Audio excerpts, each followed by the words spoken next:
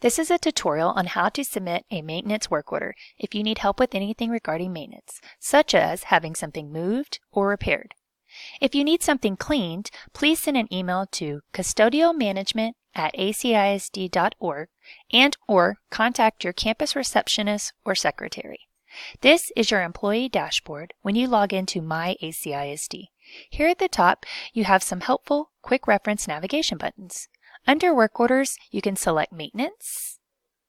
Also, if you look on your full menu on the left, you can find it under request and maintenance work orders here.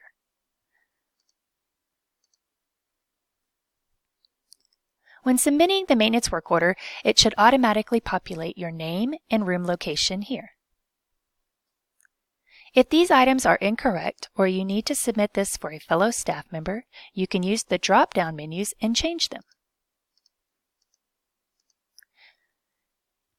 Here, you can select what you are having a problem with. Here, you are able to describe your problem you are having. If you would like to attach something like a picture of your problem, you may do so here. Once you submit the work order, you will get an email notification.